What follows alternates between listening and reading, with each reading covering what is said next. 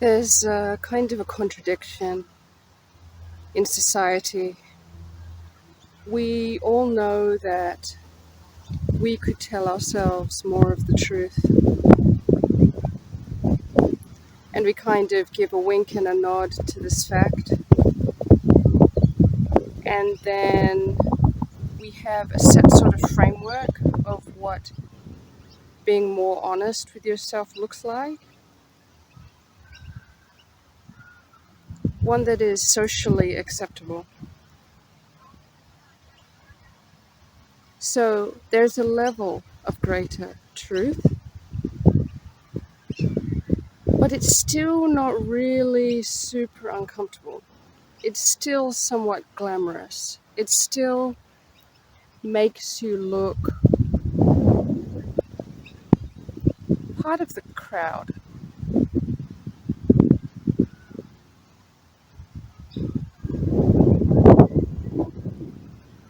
So, truth that's fashionable, but not very deep.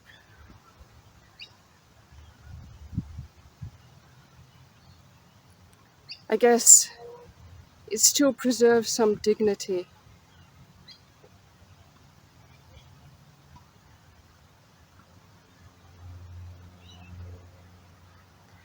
But if you go further, if you are truer than that, that's where it becomes unacceptable. So, truth again becomes just another option, a lesser thing, a concept, which was stripped of its substance in favor of appearances. But how is that different from anything else, right? Every single thing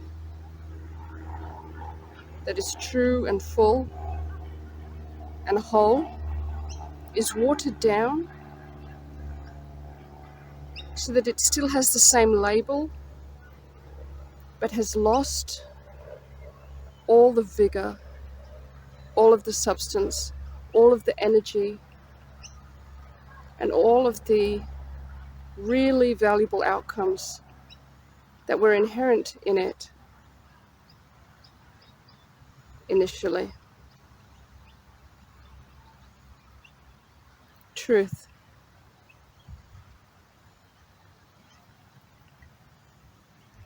It's fashionable to see a level of truth because it seems to be the trendy thing to do. But if you go any deeper, you'll soon see the pushback. And if you go deeper still, you'll be made to regret it. And we all kind of know this. It's kind of unspoken, and yet sometimes spoken of, but it's something we live with.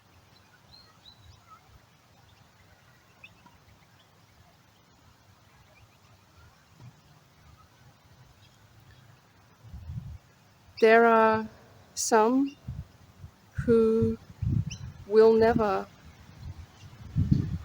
face the truth they have the potential of facing, the truth that is within them.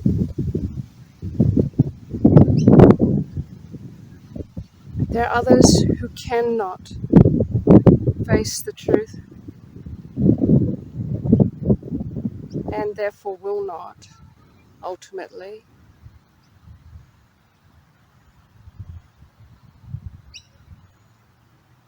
Despite how confronting it can be to perceive people like that. And I'm not trying to speak as someone who can easily face every inconvenient truth.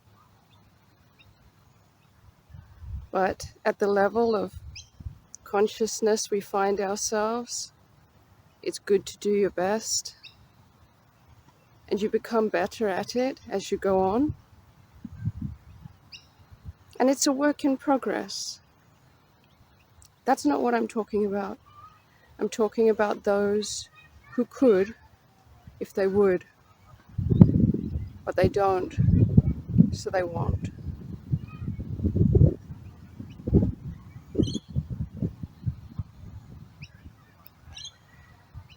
But some of us can. Some of us can hold more truth. And it's like lifting weights. If you recall maybe your younger years, maybe as a child, how you progressed into your teen years and then early adulthood, how the most inconvenient truth would be a disaster. There would be a tantrum and there would be crying and there would have to be ice cream to make up for all of the injury to oneself, psychological, egoic injury. And then as you get a bit older, you're still pretty salty, but as you go on, you just start to come to terms with the fact that, yeah, there's a lot of things about me that could be improved, could be better. And getting all in a tiz about it isn't the way to go. And suppressing it and denying it and pretending it isn't happening certainly isn't the way to go. And projecting it on other people and making a whole hullabaloo drama, for example, is also not the way to deal with the truth that sometimes we're able to identify within ourselves, or even worse, sometimes people around us identify within ourselves. And then if we're smart, we'll consider it dispassionately and then realize, okay, maybe they have a point. Maybe they don't. But if they do, not to throw it out, not to reject it, but to see it as something that you can utilize for your own betterment.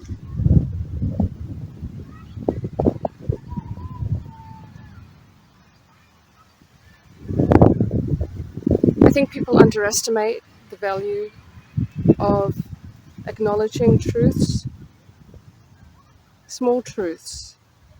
People think it's all about the big stuff.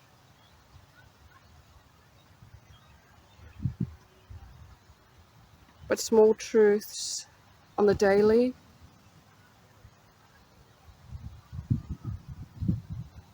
they start to clear the fog in ways that you don't understand. It's not about the individual truth. It's about the cumulative effect of all these drops in the ocean.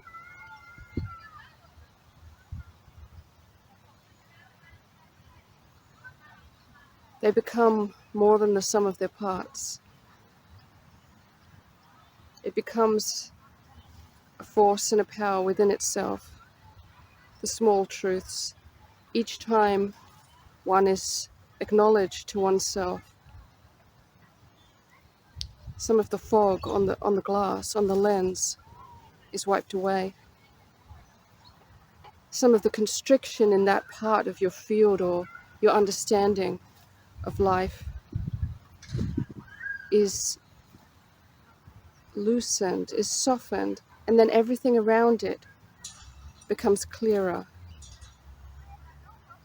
becomes less distorted. And that has knock-on effects, a cascade in time that you could never see coming because you weren't able to conceive of the greater effects of your small actions. You weren't able to conceive of the complexity of you and your understanding of the world. And you weren't able to discern how many areas of yourself have distortions, have levels of truth, because there are levels. Some things are true, and then they can be more true with even more clarity and detail.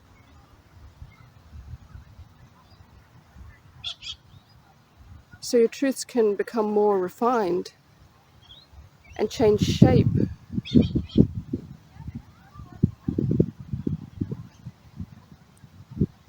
until the momentum you gain results in paradigm shifts that you could never have expected. And those who will not face small, achievable truths about themselves are pinched off, are cut off, because their perspective is necessarily limited beyond what's necessary. All of our perspectives are limited. Hell, what do they say? We only see like 0.01% of the visible light spectrum or whatever. Surely much is hidden from us. But within the bandwidth of what we can perceive, there's no need to limit ourselves even further. But people do, and people will. And what I'm saying is, if you have the capacity within yourself, if you have the strength, if you've worked your muscles, your character muscles, your ability to hold truths, to be able to separate the meaning of the facts and the emotion of the facts from the facts themselves, you will bring clarity in ways that you can't imagine to your own experience, to your own perception of yourself, to your own life. And this has a positive, ultimately positive, knock-on effect.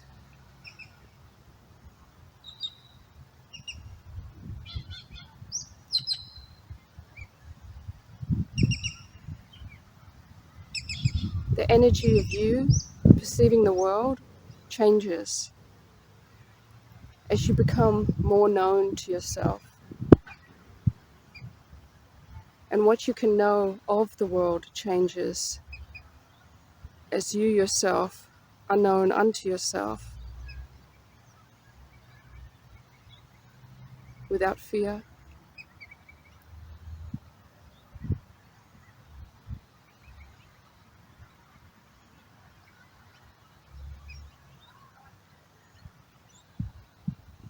One must necessarily be blind in one's perception of the world outside them if one maintains and insists upon keeping a blindness within themselves when regarding themselves.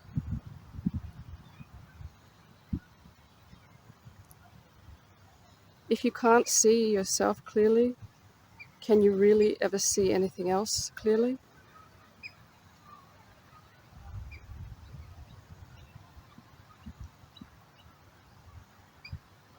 Hence the saying, know thyself.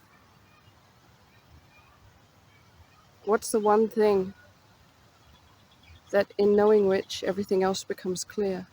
I'm not telling you the answer to these questions. I'm asking you. But yes, I'm suggesting. Nothing could be more important than unpacking ourselves in truth so that we might have the clarity to be able to see what needs to be seen and do what needs to be done. Because without clarity, with an attachment to blindness, that will be impossible.